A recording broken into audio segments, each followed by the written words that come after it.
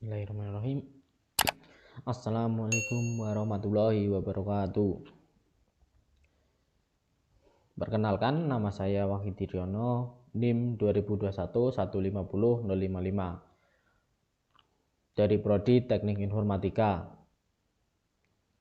Fakultas Teknik dan Ilmu Komputer, Universitas Sains Al-Quran di Wonosobo.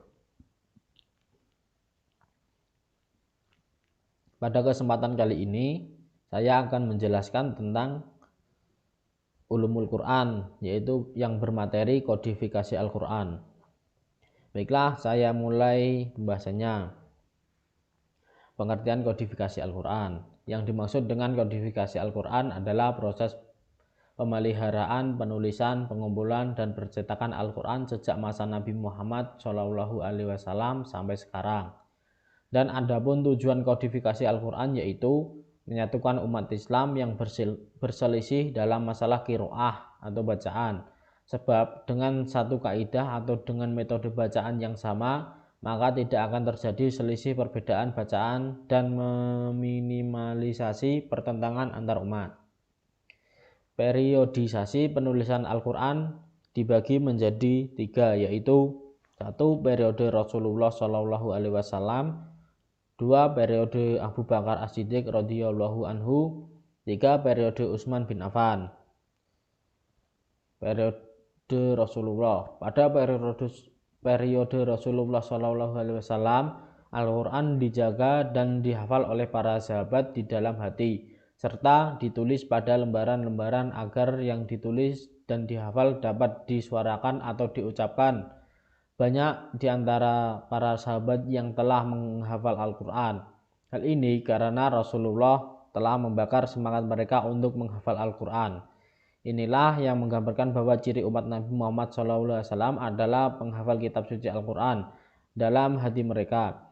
Dalam menukilnya, mereka berpedoman pada hati dan dada, tidak cukup hanya dengan berdasarkan tulisan dalam bentuk lembaran atau catatan. Yang kedua yaitu periode Abu Bakar As-Siddiq radhiyallahu anhu. Pada Khalifah Abu Bakar menginstruksikan pengodifikasian Al-Quran pada satu mushaf lengkap dengan susunan ayat dan suratnya, yaitu sebagai mushaf dihimpun dengan teliti serta mencakup 7 huruf sebagaimana turunnya Al-Quran pada Rasulullah SAW Al-Quran tanpa tahun.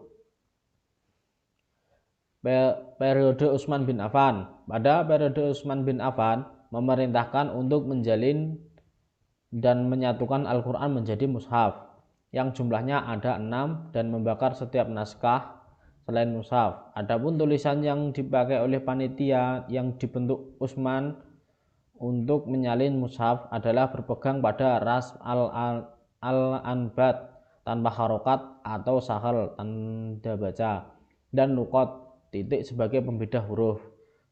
Sejumlah mushaf versi resmi ini kemudian terkenal dengan sebutan Mushaf Utsmani atau Al-Imam. Mushaf Utsmani atau Al-Imam merupakan fase ketiga dalam sejarah kodifikasi Al-Quran. Seperti itulah Allah Subhanahu wa Ta'ala menakdirkan Al-Quran terjaga dan terpelihara dari segala macam bentuk penambahan dan pengurangan sampai hari kiamat. Maha besar Allah dalam firman-Nya.